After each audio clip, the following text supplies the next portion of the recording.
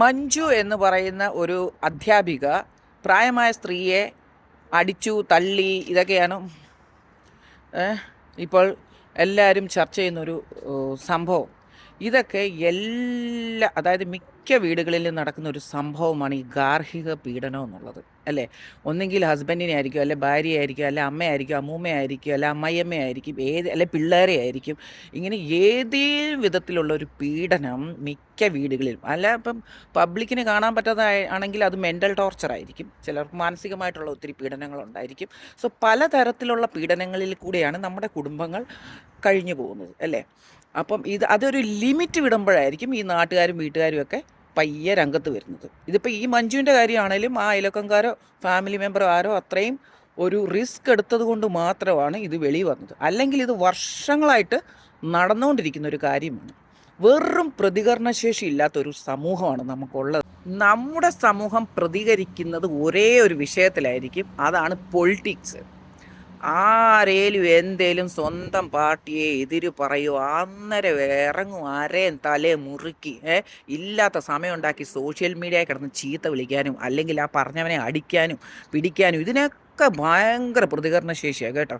അതും ആരാന്ന് പോലും അറിയത്തില്ലായിരിക്കും. ആ മന്ത്രിയെ അല്ലെങ്കിൽ ആ മന്ത്രിക്ക് ഇവരാരാന്ന് പോലും അറിയത്തില്ലായിരിക്കും. ജസ്റ്റ് അവരെ ഒന്ന് വോട്ട് ചെയ്ത് അവർക്ക് ഒരു ഫേവറായിട്ടുള്ളൊരു പാർട്ടിയായിരിക്കും. അതിനുവേണ്ടി എത്ര വേണേലും സമയം മെനക്കെടുത്തും. പക്ഷെ വീട്ടു പ്രോബ്ലം ഇതുപോലത്തെ കാര്യങ്ങൾ സോൾവ് ചെയ്യാൻ അവർക്ക് സമയമില്ല.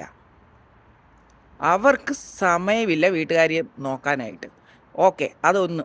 രണ്ടാമത്, ഈ പഞ്ചായത്ത് മെമ്പറിനും അല്ലെങ്കിൽ ഈ കൗൺസിൽ ഇവരൊക്കെ എന്ത് ചെയ്യൂ അവിടെ? ഈ ഓരോരോ വീടുകളിൽ നടക്കുന്ന സംഭവം അറിയത്തില്ല, അല്ലെങ്കിൽ ഇതുപോലെ അടിയും കുത്തും ഇത്രയും വർഷമായിട്ട് ഒളിപ്പിച്ച് വെക്കുക, ഇതൊക്കെയാണോ അവരുടെ ജോലി? ഇതിനൊക്കെയാണ് ഈ പഞ്ചായത്ത് മെമ്പറിനെ വെക്കുന്നത്. ഈ പഞ്ചായത്ത് മെമ്പറിനൊക്കെ ആക്ച്വലി വെക്കുന്നത് എന്തിനാന്ന് എനിക്കൊന്ന് പറഞ്ഞാൽ കൊള്ളായിരുന്നു. ഈ റോഡ് നന്നാക്കാനും പൈപ്പില്ലേ അത് കറണ്ടില്ലേ ഇതിനൊക്കെയാണോ? അല്ലെ ആ പഞ്ചായത്തിൻ്റെ റിപ്പയറൊക്കെ ചെയ്യാനാണോ? എന്തിനാണ് ഈ പഞ്ചായത്ത് മെമ്പറിൻ്റെ അവരുടെ ഒരു റെസ്പോൺസിബിലിറ്റീസ് എന്താണെന്ന് പ്ലീസ് മെൻഷൻ ഹിയർ. പിന്നെ ഈ വനിതാ കമ്മീഷൻ, വനിതാ സമാജം ഇവരൊക്കെ എന്തോ ചെയ്യുക? ഇവരുടെ ഓഫീസിൽ ചെന്ന് എന്തെങ്കിലും കംപ്ലയിൻറ്റ് ചെയ്യുവാണെങ്കിൽ മാത്രമേ ഇവരൊക്കെ അനങ്ങത്തുള്ളൂ. അല്ലെങ്കിൽ ഈ വനിതാ കമ്മീഷൻ ഓരോരോ ടൗണിലും ഉണ്ടോ, ഓരോരോ ഗ്രാമത്തിലുണ്ടോ?